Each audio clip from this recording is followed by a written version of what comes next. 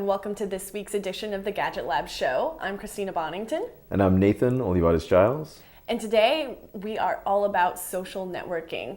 There's been some big updates to Facebook and Path this week.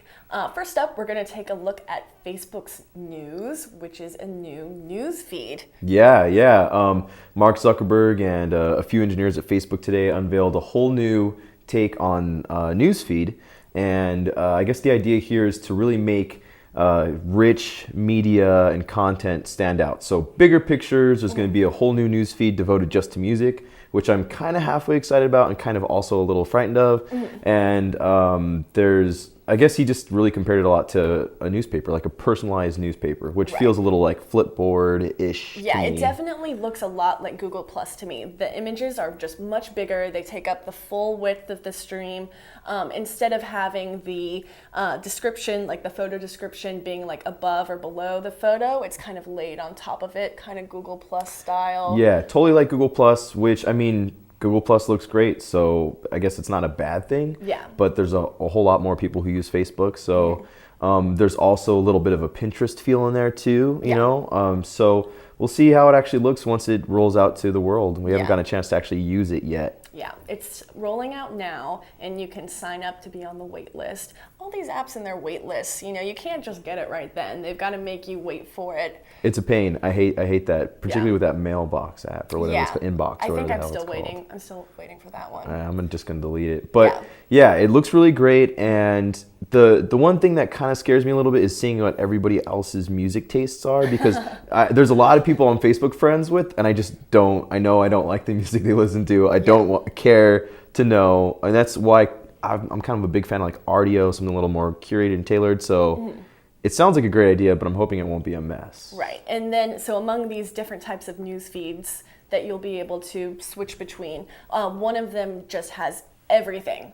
Every single post that all of your friends and every group that you follow posts. Because right now, you know, sometimes I wonder what stuff is getting hidden, what stuff is being prioritized to the top. You know, I have friends that, you know, I haven't seen since college that maybe I don't message every day, but I still want to know what's going on in their lives. So this stream will show all of that information. So I'm kind of a fan of that. I'd like to check that out every once in a while. I think it makes sense. It makes sense. That feels a little like Twitter almost. Yes, much more Twitter. So new Facebook, coming out now. And next up, Matt Honan will join us to take a look at Path. Hey, Matt. Hello, Christina. So I hear you're super excited about this new update to the Path app. Can you tell us a bit about that? Okay, let me start off by saying I love Path. Yes. Love it. It's awesome. I use it all the time because I kind of hate Facebook, and I like to share photos. I like to be able to share updates with people and know that it's going to be private. Right. And that's, I think, Path's killer feature is that it's private. You can see who sees your updates. They can't reshare your photos.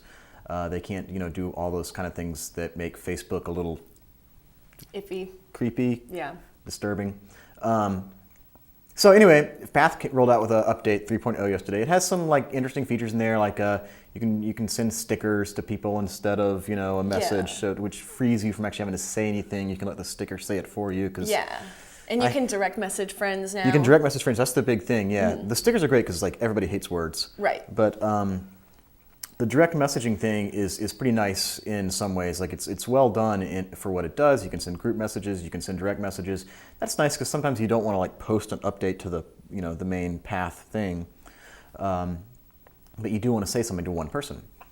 But what it also does is it lets you send messages to friends of friends. So like I don't have to be friends with you on Path, and I'm not, to send you a message. I could even find, if your friend is one of my friends, I could just enter the letter C, and your name would pop up, and then I could send you a message. And there's no way for the people who are being sent messages to opt out of it. It also sort of reveals, to some extent, who people might be friends with, and it's just it kind of creeped me out in that same sort of Facebook way. Yeah, that's definitely weird. I also appreciate the more secure, closed-in nature of Path as opposed to Facebook, where it's just like everyone can access all your information, and advertising and marketing gets access to that information too. And it's just a big security mess.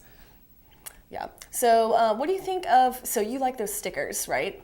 I mean, they're goofy. Yeah. But I mean, whatever. Yeah, they're fun. Yeah, Pat's answer to emoji. The messaging feature that's got like the ability to send voice messages, I think that's pretty great. Like I sent one to Robbie, and you can like send a location. You know, it's a little bit easier to send your location that way than it is to send it through Maps. Like I tried out both, and I think you end up doing like 2 fewer taps, including launching the app. Which, I mean, a tap is a tap. Tap is a tap.